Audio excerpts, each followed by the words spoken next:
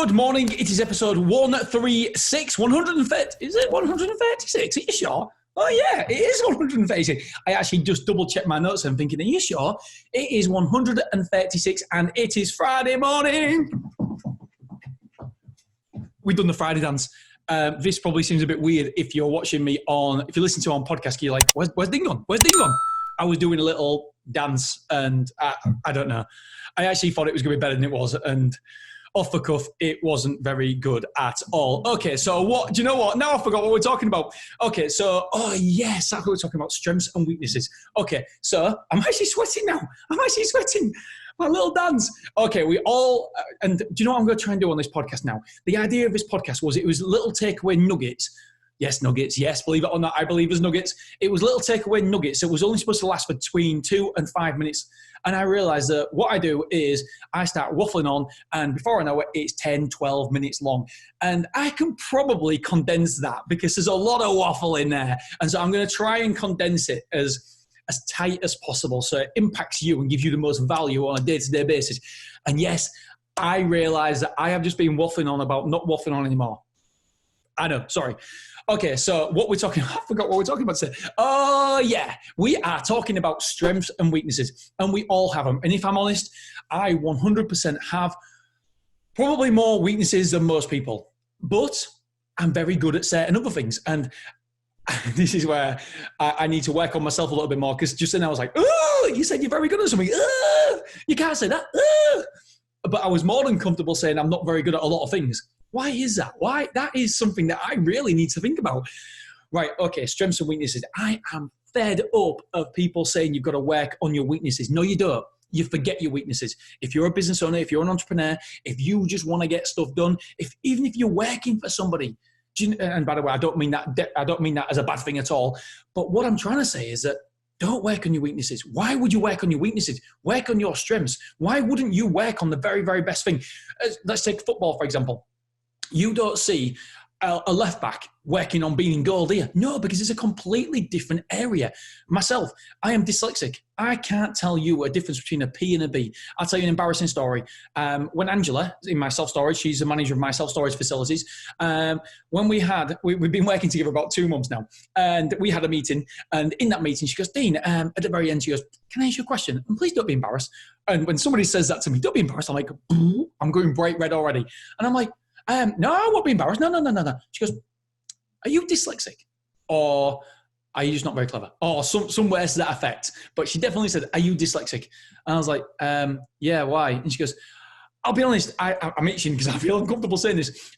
Because sometimes, Dina, I can't work out what you're trying to say because your letters don't make any sense. And I realized a long time ago, probably about 4 or 5 years ago, that doesn't matter. Do you know what? That doesn't matter. I am never, ever going to be very good at spelling. If you've ever got an email from me, if you've ever got a message on Facebook or whatever, do you know what? I'm not very good. Somebody actually mentioned something. I love your enthusiasm. And so I put back saying, thank you very much. A lot to be enthusiastic about. And I'm like, shit, how do you spell that? How the heck do you spell that? And you know, another real hard word for me is cupboard. Cupboard? What? How do you spell cupboard? Anyway, I'm P's and B's, F's and V's. I get them all mixed up. But I'm okay with that. And yes, it's embarrassing from time to time, but I'm okay because with numbers, I am very, very good with numbers. I used to work with I used to work in a bookmakers. I used to have a bookmakers, a betting shop. And so numbers comes naturally to me. I would like to think being excitable and energetic comes natural to me. Running a business from an aerial view, I wouldn't say it comes naturally to me, but I want to say making money, but I've lost a lot of money as well with businesses. But running businesses and being engaging with the staff kind of comes natural to me. But then other certain things, I can't think of anything. I can't think of anything I'm bad at. Well, there's obviously loads of stuff. Writing, I'm terrible at. Communicating in emails, I'm terrible at. Do you know what else I'm terrible at? I'm terrible at doing the most basic things, replying to emails. I'm terrible at them sort of things. And there's loads of things I'm sure you're bad at. But what I want you to do is not focus on them, not look at them, accept them. You never work on your weaknesses. Accept your weaknesses. Focus on your strengths and work on your strengths. Do not work on your negatives, on the things that are not holding you back. But don't work on them things because, do you know what? The return on investment, for me to get good at spelling, for me to get good and understand P's and B's, don't get me wrong, I know if I really think about every single word I'm writing, I can probably get my P's and B's in the right order. But how long would it take me to write that email? It would take me an awful long time. So I'm not interested. I want to work on my strengths. For example, I would like to think that podcasting is my strength. I would like to think that engaging in my audience and knowing what my audience wants and delivering value is something that I am okay at. Again, there's my little self-esteem going up. I'm okay at. And I've built big podcasting audiences before, so there is something that I am historically good at. But writing an email is not. So what do I focus on? Do I focus on the stuff I'm not good at? No, of course I don't. I focus on the stuff that's going to move the needle for me. And do you know what I do? The rest of the stuff, I outsource it. There's so much stuff I outsource. Facebook ads, do you know what? I've learned them. I understand them. But do I want to be doing them? No, because I haven't. My attention, I've got an attention disorder as well. I can't do something for so long. Do I understand them? Yes. Have I took courses on? I took tons of courses on Facebook ads. Could I do them? No, because I just can't get in a nitty gritty. I can't go in the back end and start looking here and tweaking this against audience A, against audience B.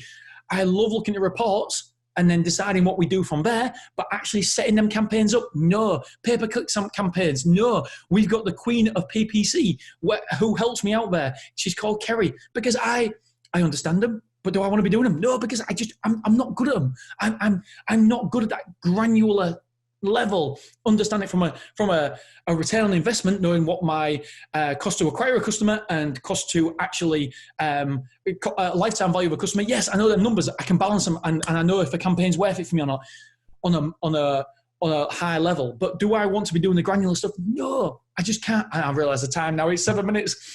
So all I want to say is work on your strengths, because you will have loads and loads of strengths. Work on your strengths and forget about your negative. Don't put pressure on yourself, because we all have strengths and weaknesses. So it's not just you, it's everybody. We all have weaknesses. Forget your weaknesses. They aren't going to, even if you give 20 hours a week to your weaknesses, that isn't going to move a needle for you. What's going to move a needle for you is your strengths. Focus on your strengths. Keep working on your strengths. And I promise you, that is a game changer. And my life got exponentially better as soon as I realized that, when I just thought, do you know what? It is what it is. I am good at certain things. I am bad at others. I accept that, and I focus on what I am good at. Focus on what you can achieve with your skills, because I promise you that there's no, the return on investment, the return on time, on your negatives, there's no return on investment there. On your positives, on what you are very, very good at, what you are the very, very best at, what you are the very, very best at in your life, that is where you get the return on investment, my friends. Okay, thank you so much for listening to me. Tomorrow, what are we talking about? Tomorrow, oh yeah, we are talking, please listen to this. Please listen to this episode. It's about a book called Routine Machine.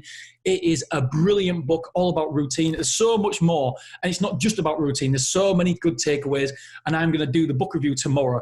We have also got John, the author, coming on next Wednesday. I am actually interviewing John, and I'm interviewing him tomorrow. And that book review is coming on tomorrow, and also the interview will be next Wednesday. So the interview will be next Wednesday, and the book review, the Routine Machine book review, will be tomorrow. I'm so excited, because it doesn't matter if you're in business or not in business. We all need routines, and routines are, do you know what? It's a gateway to a better life. Okay, my friends, thank you so much for listening to me. I appreciate you. And remember, you're in no competition with anybody else. You're only in competition with who you was yesterday. But if you listen to the podcast, I apologize. I just bowed. I don't even know why I bowed. Okay, stop going on. For God's sake, wrap it up. Cut, get out of here.